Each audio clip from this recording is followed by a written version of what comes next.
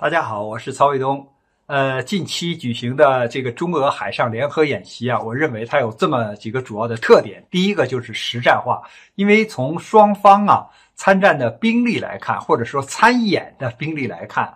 都是主战装备。你比如说像这个人民海军出动的这个驱逐舰，它是济南舰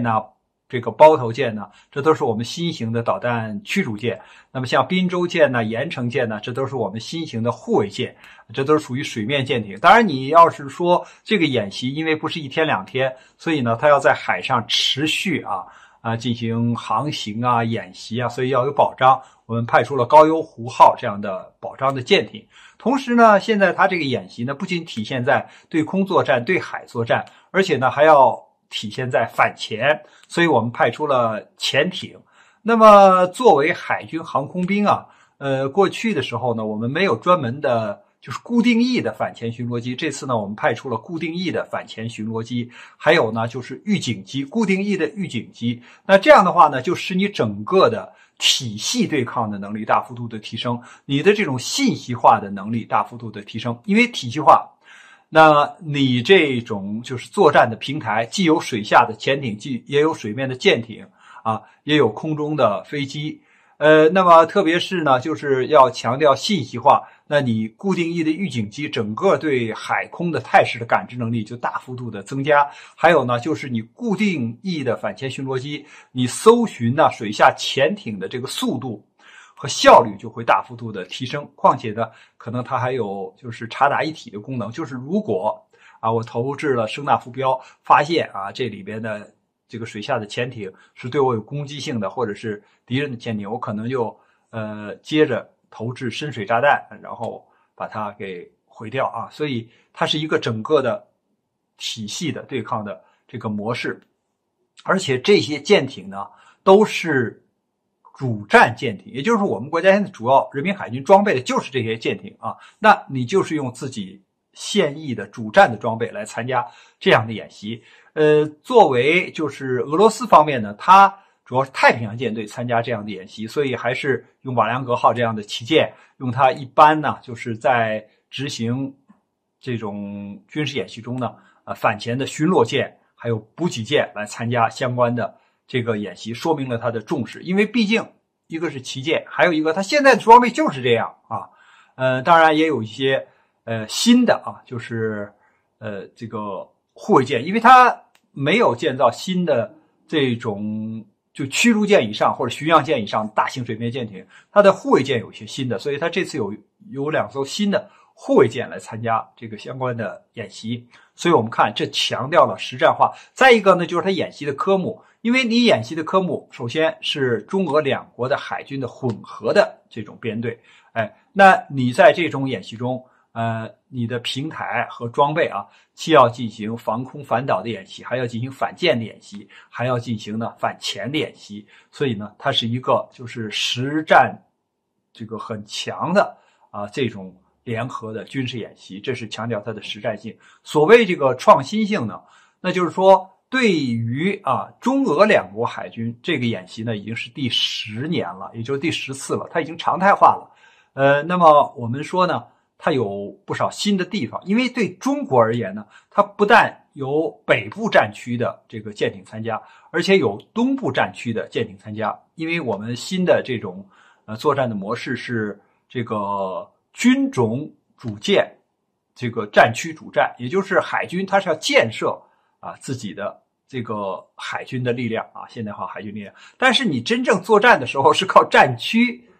去指挥作战的。那么如果我们的舰艇虽然来自人民海军，但是它是不同的战区的，但你在不同的战区里边，如果你们都能够参加就是跟俄罗斯海军的这种联合的演习，就是说一旦在未来的时候，你不论是哪个战区，你是北部战区的舰艇还是东部战区的舰艇，都能够就是适应和外国的这个军舰来联合执行军事任务。这个是对我们的一种创新，因为你的体制变化了嘛，对吧？所以你的这种编制变化了，所以你要适应这样的。再有呢，就是它的创新在有一些具体的演习科目上比如说同样是防空反导，过去呢你可能这个用的是某些武器，比如说舰炮，那么这次你可能用防空导弹。那么反潜的时候呢，过去你可能是采用反潜的直升机，而这次是用这个固定翼的这种反潜机。那么你过去呢可能没有一些联合的这个项目或者科目，那你现在进行，所以这都是一些创新。那么第三点呢，我认为就是通过这样的中俄海上的联演呢，向外界传递了信息，因为它并不是我们国家单方面或者俄罗斯单方面的，而是我们联合的演习。在这个时间上，首先这个时间节点不是刻意确定的，就是说，哎呀，是不是现在东北亚局势有什么变化？这个西太平洋的局势有什么变化？不是的，就是我们根据已经定好的时间节点来进行这样的演习，只能说明呢，就是中俄两国呀，它是高度信任的，中俄两军更是高度信任，因为你都是直接的作战的舰艇、主战的武器装备用到一起，你要进行信息交流的，你要进行这个情报交流的呀，你没有高度的信任，怎么能把自己的这个情报和自己的这个情况去告诉对方呢？所以说明了就是中俄两国它是结伴不结盟的关系没有变化。中俄两军它是高度互信的关系，也没有变化还在增强。那你搞这样一个演习既是有对这个空中也有对海面，也有对水下的这个目标的打击那你向外界要传递什么意思呢？就是说，在维护地区的和平与稳定上，中俄两国在这个问题上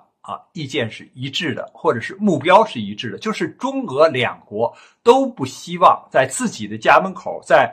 海域和空域上发生向我们进行这种挑衅的，特别是军事挑衅的这样的行动，因为我们的行动就是要阻止因为你要是挑衅的话，我们不是到别的国家去耀武扬威，去威胁别人去，而是说，如果你把军舰，你把这个飞机开到我们家门口来威胁我们的话，对不起，不客气，我们有这个平台，我们有能力，能在自己家，就是门前这块区域里边，无论是海域还是空域，都能维护自己的安全，不怕，所以我觉得呢，就是向外传递了，我们要共同维护好就是自己就是特别是西太这个方向的这个和平与稳定。因为有些国家他把这个西太平洋当做自己的，本来太平洋是一个公共的海域，那现在只能他们用，别人不能用，他们利用这块地方可以到别人的家门口去抵近侦察，别人就不能进行相关行动。所以我觉得中俄两国的联合的军事演习呢，表达了这样的态度，就是这是一块公共的海域，我们希望它和平稳定如果有来这个挑衅的，我们奉陪到底，一点也不害怕。关于这个话题呢，我们今天就聊到这儿，感谢大家观看本节目，我们下期节目再见。